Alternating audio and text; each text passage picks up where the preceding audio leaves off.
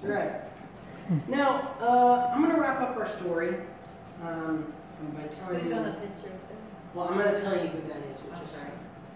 Now, unfortunately, Mr. Francis and Matilda, they have kind of a sad ending to their story. Okay? In 1860, it's revealed that Matilda is not very happy. All right? She's suffering from an addiction to laudanum and also drinking a whole lot.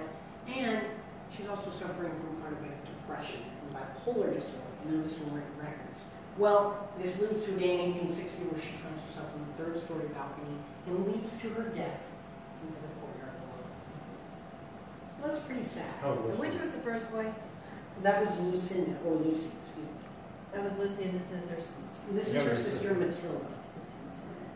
So Lucy and Matilda were Francis's two wives. How old Well, she was about in her early 50s. I think she was about 52. Now, these guys were were fairly old for the time because everyone else was dying. But when the malarial and yellow fever epidemics came around this town, each time of year in the summer, well, they would just go to their summer home up north.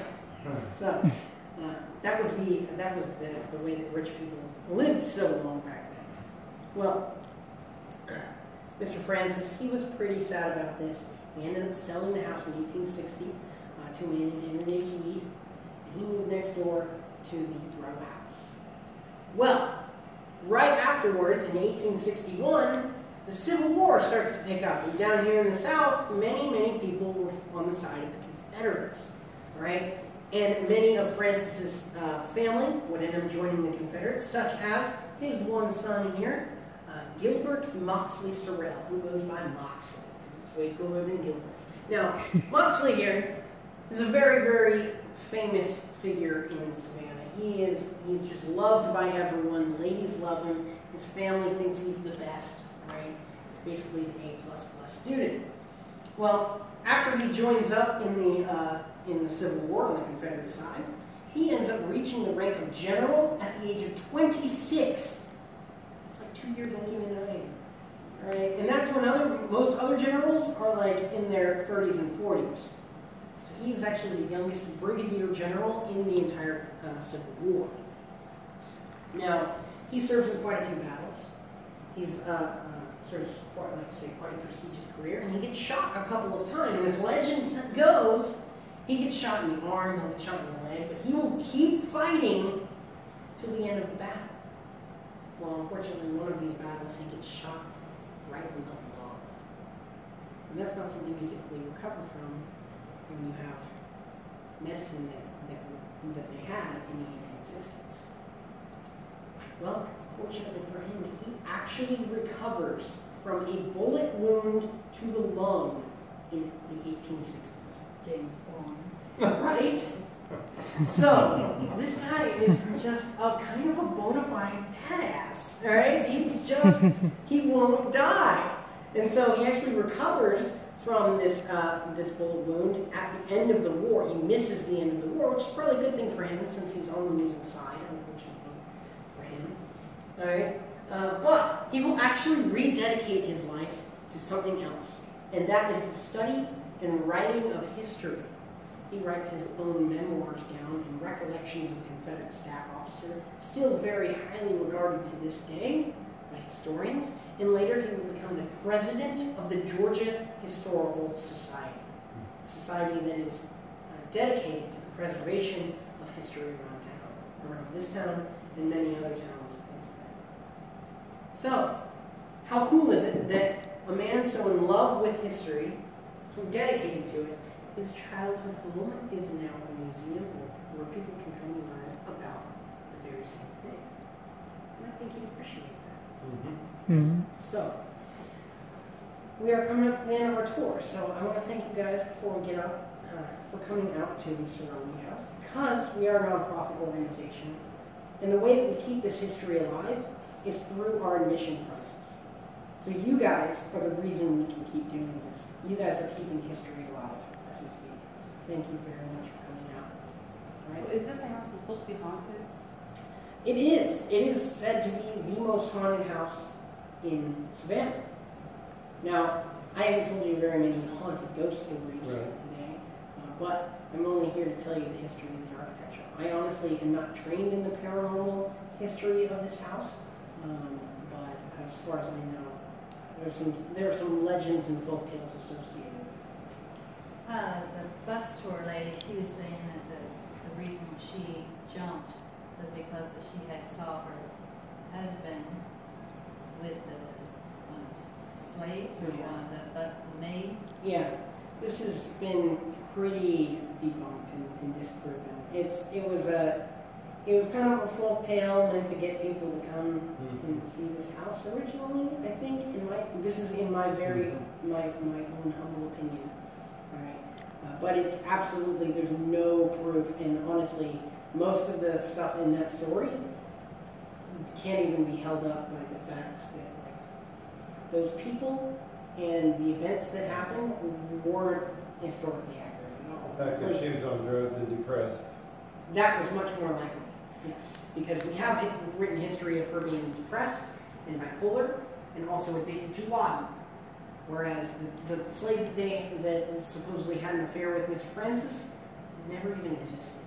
Well, they said that she hung, the maid hung herself like shortly after that. Yeah, right in that very slave quarters is how the story goes, and those slave quarters weren't there during the occupation of the Sorrels. Oh.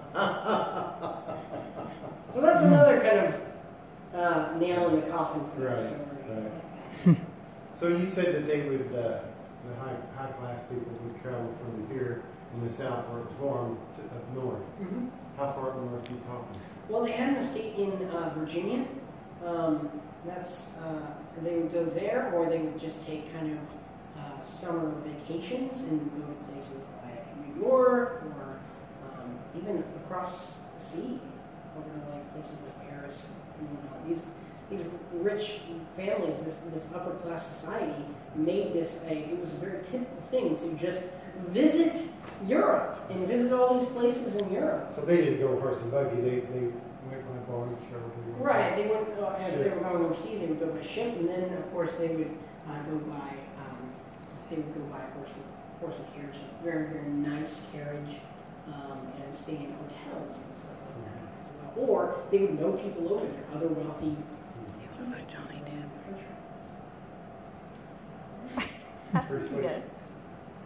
Sorry. The son looks like Johnny Depp. See,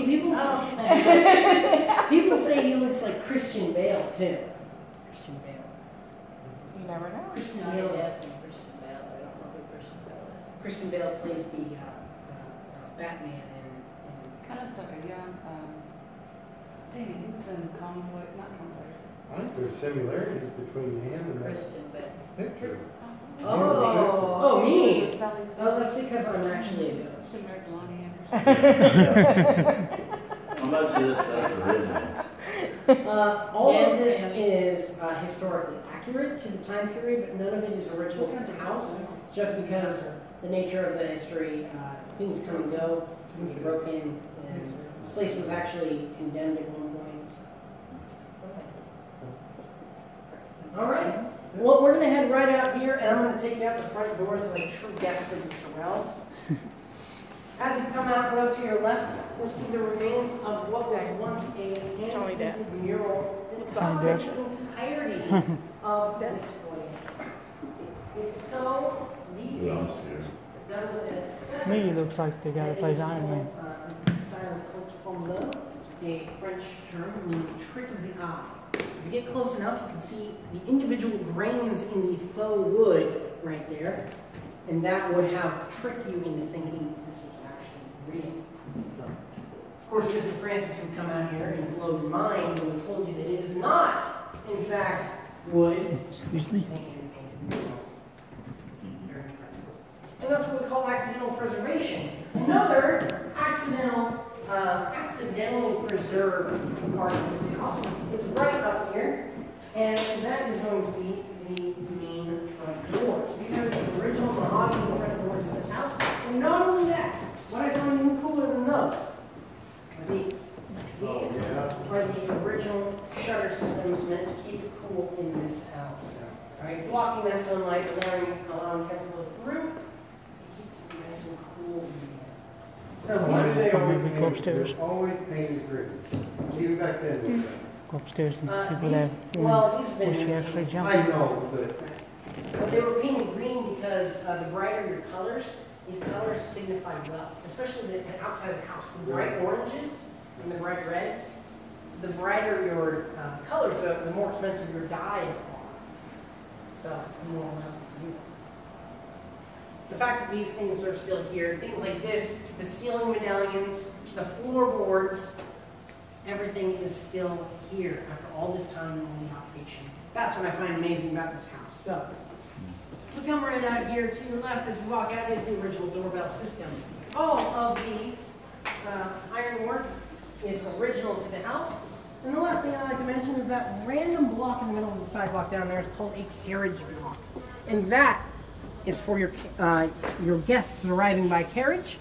step off onto. So they have a nice clean slate to step off onto instead of the yucky unpaved streets of Savannah back there. You know that dining room or whatever that was? It wasn't dining room, but it was like a living room. They had the big tall windows. Is that on that side of the house? Yeah, that's right over So there. you would walk through. Does it have like a porch that goes up to it?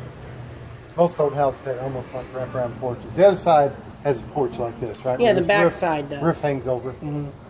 Absolutely. Well, thank you guys so much for coming out to the Sorrel House. Thank you. Where's the restroom? The restroom, it's going to be back in the back in the carriage house. Okay. Or you could walk right across the street here into the Hilton. It might be a little closer, and their bathrooms are a little bit more reliable. Nice meeting you, man. Nice meeting you too. Have a good one. You too.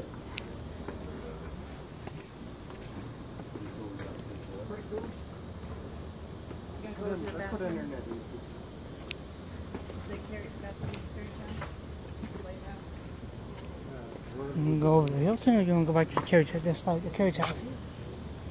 Huh? Where's the hill? I don't know. You see it? That's the Hilton got over there.